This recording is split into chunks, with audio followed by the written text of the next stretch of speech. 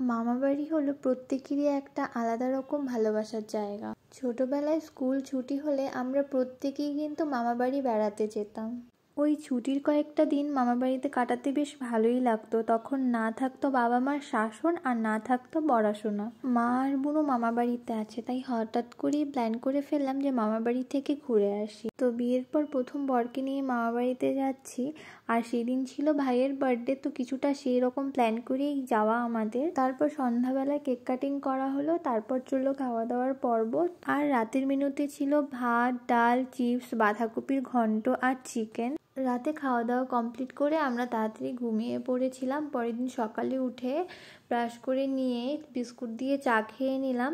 আর প্রত্যেকটা গ্রামের বাড়িতে যেটা হয় যে হাঁস, মুরগি, গরু এসব তো থাকেই, তো আমার মামা বাড়িতেও আছে, কারণ আমার মামা বাড়িও গ্রামে। আর এই ছোট ছোট হাঁসের বাচ্চাগুলো কত কিউট দেখতে, তাই না বলো? আমি তো অনেক সাহস করে একটুখানি ধরেছিলাম। তো ইন্দ্র তো প্রথমবার গিয়েছিল, তাই বুনু, আমি, মামা, দুই ছেলে, ইন্দ্র সবাই মিলে একটুখানি গ্রামের চারপাশটা ঘুরছিলাম।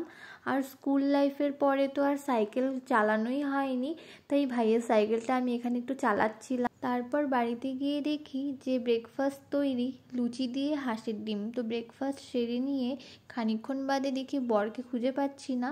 তারপর দেখলাম ও বাড়ির পিছনে যে জমিগুলো আছে সেখানে গিয়ে দাঁড়িয়ে দাঁড়িয়ে দাদুর সঙ্গে গল্প করছে। আর এখন তো দিনের বেলা ভীষণ গরম পড়ে যায়, আর এই জায়গাটার মধ্যে না সারাদিন ভীষণ হাওয়া আসে, তো তাই ওখানে দাঁড়িয়ে দাঁড়িয়ে হাওয়া খাচ্ছিল। ওকে বলেছিলাম আমাকে একটু রিলসটা বানিয়ে দাও, যেটা ও আমাকে দেয়নি, ও আমাকে এমনি এরকম একটা ভিডিও করে দিল। তারপর আমরা সেখানে কিছুক্ষণ দাঁড়িয়ে থাকি। আসলে মনটা একটু খারাপ খারাপ লাগছিল, কারণ আমরা সন্ধ্যাবেলা বাড়ি চলে আসব।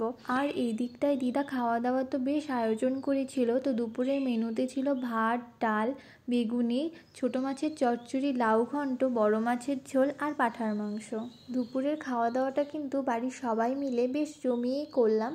তারপর ইন্দ্র বলছে যে ওর খাওয়া বেশি হয়ে গেছে, তো ও হেঁটে আসবে, তো দুজনে মিলে হাঁটতেও বেরোলাম। নাতি জামাই বলে কথা, তাও আবার প্রথমবার গিয়েছে, খাতিরদারি তো ভালো করে করতেই হয়, তাই না? এরপর দাঁড়িয়ে এই সুন্দর সানসেটটা এনজয় করলাম।